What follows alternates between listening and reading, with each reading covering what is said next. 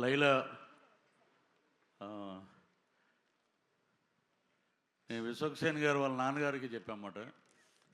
రామ్ చరణ్ గారి ఎంగేజ్మెంట్ అప్పుడు అది బాగా వైరల్ కూడా అయింది. అది అప్పుడు హీరో గారు వస్తున్నప్పుడు ఒక మాట చెప్పాము, ఇతను పెద్ద స్టార్ అవుతారండి ఫ్యూచర్లో అని చెప్పి. అలాగే అయ్యాడు ఆయన.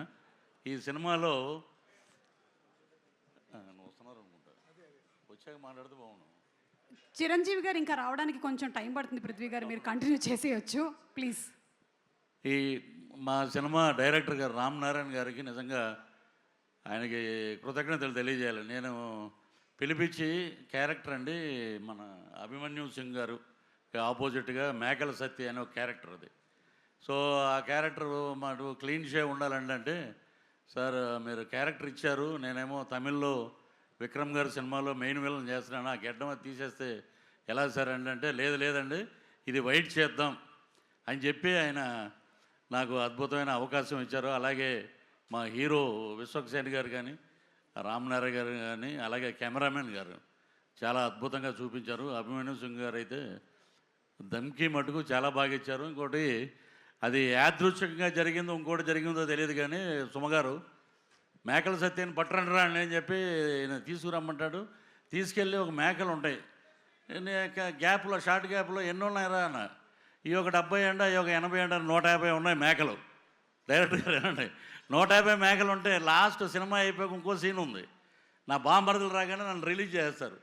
కరెక్ట్గా లెక్కేస్తే 11 ఉన్నాయండి. ఇది ఏమిటో నాకు అర్థం అవ్వాలి. అలాగా మాకు అన్నీ అలాగా సినిమాలో బ్రహ్మాండమైన ఇన్సిడెంట్లు పెట్టారు. అలాగే ఈ సినిమాలో అభిమన్యు సింగ్ గారు అయితే నేను సెట్లో ప్రతిరోజు చెప్పేవాడిని, మీరు అసలు ఎనర్జీ లెవెల్ అద్భుతంగా చేశారండి. ఆయనతో కలిసి పనిచేయటం నిజంగా ఒక అదృష్టం. అలాగే విశ్వక్సేన్ గారు ఈ సినిమాలో ఆ లేడీ గెటప్లో 48 ఫ్రేమ్స్లో ఒక ఫైట్ ఉందమ్మా. మొత్తం సినిమా అంతా ఆ ఫైట్ అంతా అదే 48 ఫ్రేమ్స్లోనే అద్భుతం.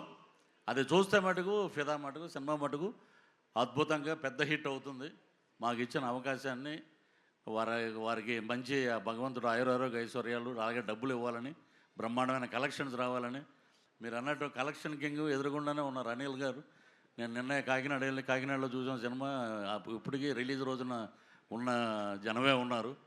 మా డైరెక్టర్ గారు ఇంకా అద్భుతమైన ఇప్పుడు పెద్ద ప్రాజెక్టులోకి వెళ్ళిపోయారు కాబట్టి ఈసారైనా మేము మిస్ అవ్వకుండా మీ వెనకాల తిరుగుతామని చెప్పి మనస్ఫూర్తిగా కోరుకుంటూ, ఈ అవకాశాన్ని ఇచ్చినటువంటి బ్యానర్, ఈ ప్రొడ్యూసర్ గారికి అందరికీ మరొక్కసారి నమస్కారాలు తెలియజేస్తూ థ్యాంక్ యూ సార్.